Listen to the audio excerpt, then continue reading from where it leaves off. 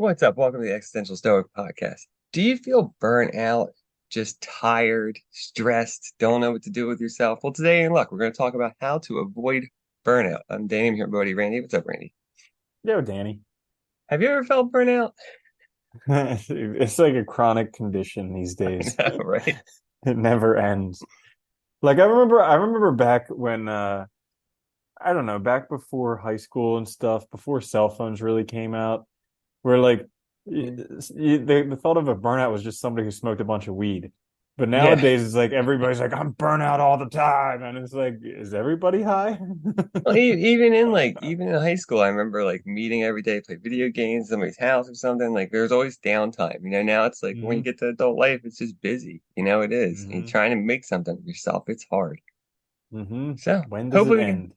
Yeah, it doesn't end, right? We can help people. Not being very positive here about it, but that's all right.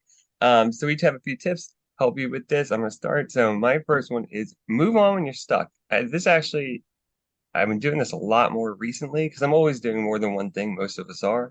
And I noticed like before I would get stuck on something, I get stressed out, I'd start worrying about the time. Now, when I get stuck, I just recognize it, move on to something else.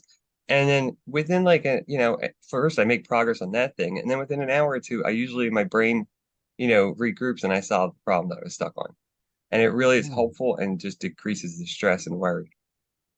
Yeah, that's awesome because when you move on, you kind of get out of that same mind space or wherever you are stuck, and then you can kind of go forward and Yeah, like let things your brain change. think differently, because when you're stuck, your brain's like it's like almost like in a loop, you can't get out of it. So it helps.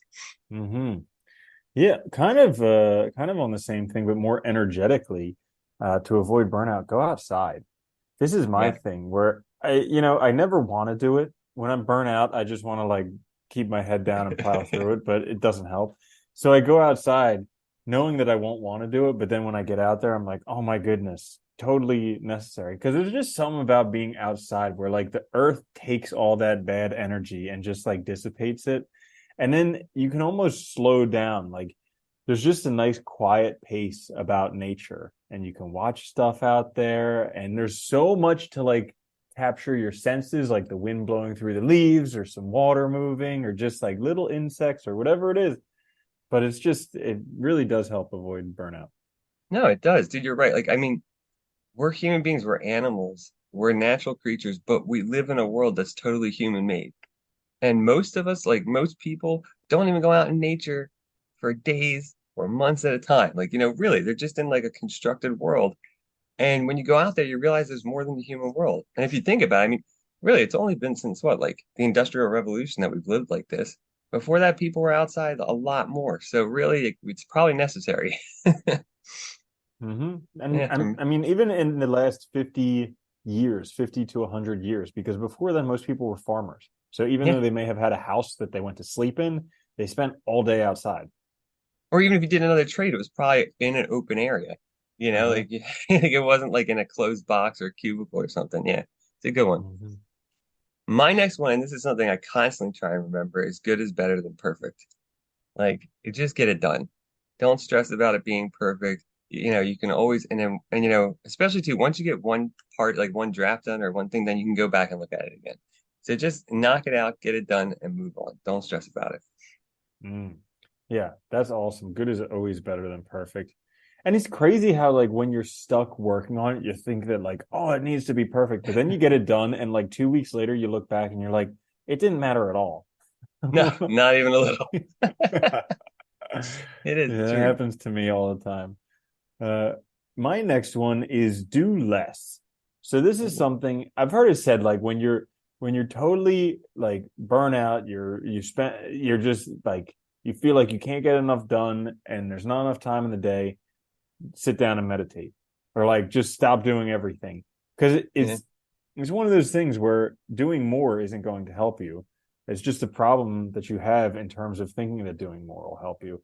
And so if you actually stop and do less, it'll allow you to kind of restructure your mind, your priorities, what's important. Because in the end, we're all headed to a graveyard or a little jar as Yeah. a thing of ashes. And Yeah. yeah, at the end, so we're all going to die. The world's still going to turn without us. So this whole concept that we're so important, we need to get stuff done. Whatever. Yeah, that's a good point though, because it is funny. Like it's like when you get stressed out and burn out, you get caught in that loop, like where it's so important. I have to get this done. I got to keep going. Got to go faster. Got to grind.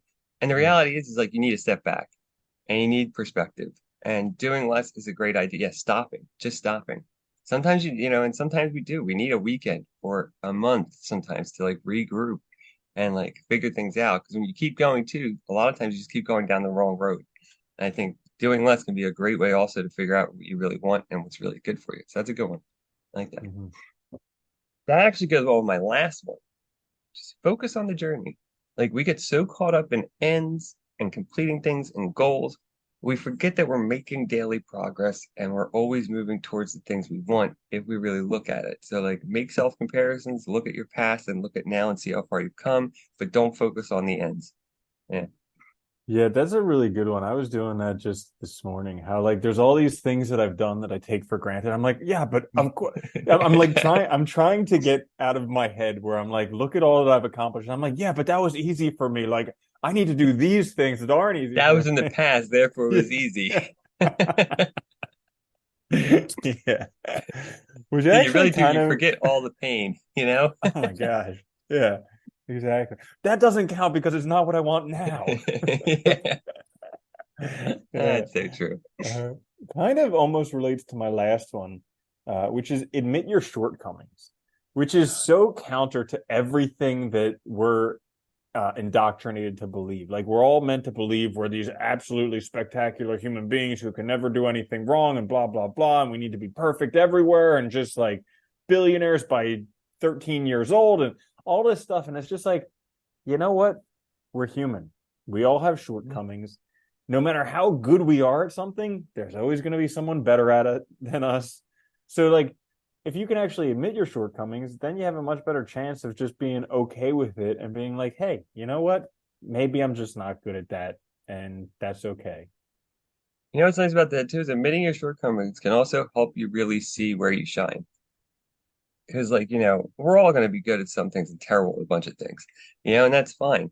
But sometimes admitting that helps you kind of focus on what you're good at and also seek help where you need it and, not stress out about it. I like that one. Mhm. Let's go. So there you have it. How to avoid burnout. If you like this episode, please like, share, subscribe. It helps us out a lot. Check us out on YouTube as well. We'll be back later this week with a full-length episode. Until then, though, this is the Existential Stoic Podcast. Later, Andy. Later, Danny.